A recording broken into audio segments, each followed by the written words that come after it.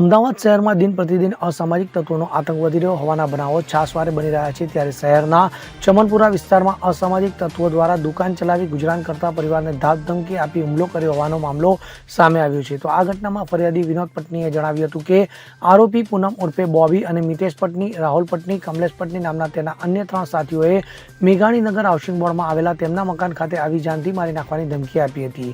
ત્યારે આ મામલે વિનોદ પટણીના પરિવારે મેઘાણીનગર પોલીસ સ્ટેશન ખાતે ફરિયાદ નોંધાવી હતી। ત્યારે આ મામલાની જાણ ચારે આરોપીઓને થતા આરોપીઓ એકત્ર થઈ તલવાર અને ચાકુ જેવા તીક્ષ્ણ હથિયારોથી વિનોદ પટણીના પરિવાર ઉપર જીવલેણ હુમલો કરી ફરાર થઈ ગયા હતા। તો આ હુમલામાં ગંભીર રીતે ઇજાગ્રસ્ત થતા વિનોદ પટણીના પરિવારને સિવિલ હોસ્પિટલ ખાતે ખસેડવામાં આવ્યા હતા। ત્યારે આ મામલામાં મેઘાણીનગર પોલીસે હત્યાના પ્રયાસોનો ગુનો નોંધી આરોપીઓની શોધખોળ હાથ ધરી છે। ત્યારે આ ઘટનામાં આરોપીઓ આશરે 1.5 મહિનાથી વોન્ટેડ છે, સાથે તમામ આરોપીઓ પોલીસ પકડથી પણ દૂર છે। તો આ કેસમાં પોલીસ દ્વારા આરોપીઓની સતત શોધખોળ હાથ ધરવામાં આવી રહી છે। તો સાથે આરોપીઓના અન્ય સાથીઓ વિનોદ પટણીના પરિવારને કેસ પાછો લેવા ધમકી આપી દબાણ કરતો હોવાનો પણ પરિવારજનો દ્વારા આક્ષેપ કરવામાં આવ્યો છે। ત્યારે આ તમામ આરોપીઓના આતંકથી સમગ્ર મેઘાણીનગર વિસ્તારમાં ભારે ભયનો માહોલ ફેલાયો છે। હું પટની દેવ પૂજક છું। મારું નામ વિનોદભાઈ કરશનભાઈ પટની છે। હું મેઘાણીનગરમાં 50 વર્ષથી રહું છું અને ત્યાં ધંધો રોજગાર હું ચલાવું છું। મારી દુકાન છે। ત્યાં પણ સામાવાળો પૂનમભાઈ પટની ઉર્ફે બોબી તે મારી બાજુમાં રહેવા આવ્યો। તે ત્યાં ચમનપુરા પતરાવાળી ચાલીમાં રહેતો હતો। તેને મકાનો પડી ગયા એટલે મારી બાજુમાં ત્યાં આવ્યો।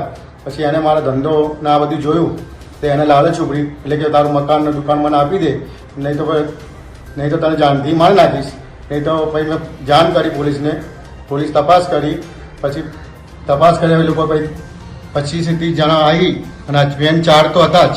4 તો પહેલાં આવ્યા સાહેબ, 4 આવ્યા હતા। એમાં પૂનમભાઈ, બોબી, મિતેશ, કમલેશ અને રાહુલ, આ ચારેય આવીને અમારા પર હુમલો કર્યો અને અમારા ભાભીઓ અને અમારા બધાને, અમારા ઘરના પરિવારોને બધાને મારી અને આ લોકો ફરાર થઈ ગયા અને અમે સિવિલમાં સારવાર લીધી અને અમારી તપાસ મેઘાણીનગર પોલીસ સ્ટેશનમાં ચાલે છે, પણ એ લોકો ઓન ટેક છે, હજી પકડાયા નથી। આજે 45 દિવસ થઈ ગયા છે પણ હજી એ લોકો પકડાયા નથી। એટલે અમારી નમ્ર વિનંતી સાહેબ કે અમને કરી સજા આપો, બસ અમારે ગરીબ માણસ છીએ, અમને બચાવો। રુસ્તમ શેખ સાથે CN24 ન્યૂઝ, અમદાવાદ। હવે જુઓ દેશ દુનિયાની તમામ ખબરો તમારી આંગળીના ટેરવે।